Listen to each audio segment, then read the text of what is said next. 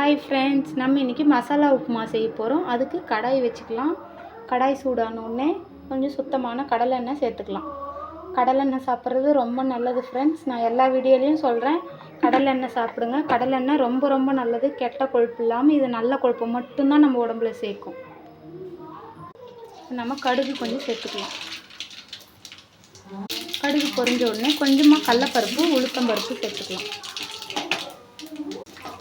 இப்போது நம்ம ஒரு 5 பச்சை மிளகா கீறி வச்சுருக்கோம். 5 பச்சை மிளகா, ஒரு 3 வெங்காயம் கட் பண்ணி வச்சுருக்கோம். இந்த உப்புமாவுக்கு வெங்காயம் கொஞ்சம் நிறைய ஆட் பண்ணுறது ரொம்ப நல்லது. சின்ன டேபிள் ஸ்பூனில் ஒரு அரை டேபிள் ஸ்பூன் இஞ்சி பூண்டு சேர்த்துக்கிறேன். இது வீட்டிலே அரைச்ச இஞ்சி பூண்டு. நம்ம கடையில் வாங்குகிற இஞ்சி பூண்டு பேஸ்ட்டை விட வீட்டில் அரைச்சி ஸ்டோர் பண்ணி வச்சு ஒரு வாரம் யூஸ் பண்ணலாம். அது ரொம்ப நல்லது. ஆனால் கடையில் வைக்கிற இஞ்சி பூண்டு பேஸ்ட்டை வாங்கி சமைக்காதீங்க, அது ரொம்ப கெட்டது. அதில் கெடாமல் இருக்கிறதுக்கு ஒரு கெமிக்கல் போடுவாங்க. அதனால் அதை வாங்கி யூஸ் பண்ணாதீங்க. மோஸ்ட்லி நம்மளுக்கு டைம் எடுத்தாலும் பரவாயில்லன்னு இஞ்சி பூண்டு பேஸ்ட்டை அரைச்சி ஒரு டப்பாவில் போட்டு ஃப்ரிட்ஜில் ஸ்டோர் பண்ணி வச்சுக்கோங்க.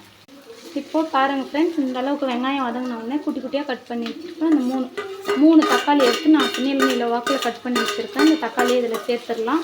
சேர்த்துட்டு இதை நல்லா வதக்கி விடலாம். இந்த தக்காளி நல்லா வதங்கட்டும். இந்த தக்காளி நல்லா வதங்கிறதுக்காக நம்ம கொஞ்சம் உப்பு சேர்த்துக்கலாம். உப்பு கொஞ்சம் சேர்த்துக்கலாம். சால்ட் சேர்த்து இதை நல்லா வதக்கி விட்டுடலாம். இது நல்லா வதங்கி வரட்டும். இப்போது இந்த சொம்பில், சின்ன சொம்பில் நம்ம ஒரு சொம்பு அளவு தண்ணி சேர்த்துக்கலாம். பாருங்கள் ஃப்ரெண்ட்ஸ், இப்போ இந்த அளவுக்கு தண்ணி கொதித்து வந்துருச்சு. இப்போ நம்ம ஒரு கப்பு ரவை எடுத்துருக்கோம். இதில் 2 கப் அளவு தான் நம்ம தண்ணி சேர்த்துருக்கோம். இப்போது இந்த ரவையை கொட்டி நம்ம கலக்கிடலாம்.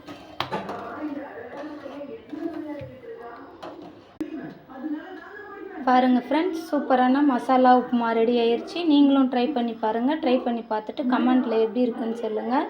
லைக் பண்ணுங்கள், ஷேர் பண்ணுங்கள். பாய் ஃப்ரெண்ட்ஸ், நெக்ஸ்ட் வீடியோவில் மீட் பண்ணுறோம். பாய்.